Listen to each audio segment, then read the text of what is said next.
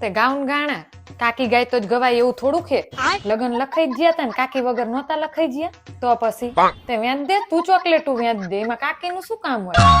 આમે કાકીને જ્યાં કોઈ ગણે એટલે આ હાડી મોરી હે, કાકીને શું જે હોય એ હાલે. તમ તાર વધાયા હોય એમાં કાકી નું શું કામ? ચંપા માસી લગન લખાઈ ગયા, કંકોત્રી લખાઈ જાય, કવર કરી નાખ્યા, બધું જ કરી નાખ્યું. ચાઈ કાકીને યાદ નથી કરી અને અત્યારે કાકી કાકી કરે. કાકી જ જાણ ગાંડી જઈશે ને. નારે છે ઉભું જ નથી થવું ને હવે ગણતરી ના હોય અહીંયા શું? અરે આખા ગામમાં માર કાનિયાના વખાણ બધાય કરે, એકે વ્યસન નહીં. કોઈ દિવસ રાતે મોડું ઘરે આવવું એવા કોઈ જ ખોટા લખણે નહીં. અરે અમારા ઘરમાં સાવ ફ્રી વાતાવરણ, તમે જરાય ઉપાધિ કરશો નહીં. ભલે ને ગમે ત્યારે ઉઠે, બહાર જમવા જાય, ગમે તે પહેરે, કોઈ જ રોકટોક નથી. એટલે એની તમે જરાય ચિંતા જ ના કરશો. અરે નાના ભલે ને ખરીદીનો શોખ હોય, એ તો મને શોખ છે, અત્યારની છોકરીઓનો હોય જ. તમ તાર ભલે એને જે લેવું હોય લેતી હોય, જે શોખ કરવા હોય કરે. અમારે કોઈ જ રોકટોક નહીં. મારે ક્યાં આમે દીકરી હતી, તમારી દીકરી એ મારી જ દીકરી છે ને. તમે જરાય ઉપાધિ કરશો નહીં.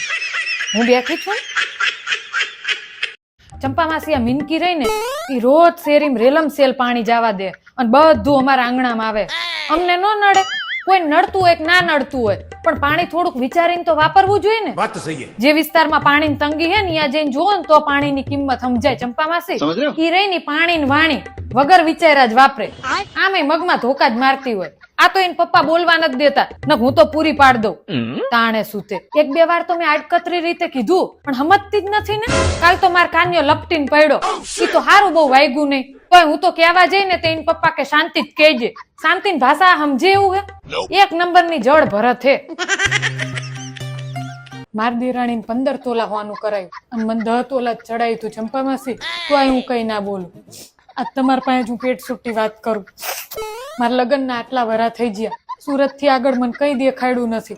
મારા દેર ના લગ્ન થયા ને તો તરત સ્વિટરલેન્ડ ની ટિકિટ બુક કરાવી દીધી. બોલો તો હું કઈ ના બોલું. હું આપણા નસીબમાં નહીં હોય પણ ઈ બધું જ જવા દો. મારા છોકરાએ અત્યાર સુધી એક ખારું જબલું નથી ભાર્યું. ચંપા માસી રજા હોય ને તો કોઈ દી મને મોડે સુધી હુવા નથી દીધી. અને મારી દેરાણી અત્યારે 8 વાગે ઉઠીને આવે તો કોઈ કઈ ના. હવે બધું કોને કહેવા જવું કો? અમારી પપ્પા જ કઈ ના બોલે, માર બોલે. આપણો જ સિક્કો ખોટો એમાં કોઈને શું કહેવાનું? તું મને પેલા નવા થાળી વાટકા ગ્લાસ જે માળિયામાં પડ્યા છે ને એ પેલા ઉતાર દેજે. તું જા સામે વાળા રમીલા માસી ત્યાંથી મોટું કુકર લેતી આય પેલા. આવો આવો, જય શ્રી કૃષ્ણ. અહીંયા બુદ્ધિ વગરની કેમ ખબર નથી પડતી? મહેમાન સામે આવી રીતે લગર વગર કપડા પહેરીને આવીશ, એમને કેવું લાગે કાન પાસે કઈ કપડા જ નહીં હોય. તાર પપ્પા તાર વારો લઈ લેશે.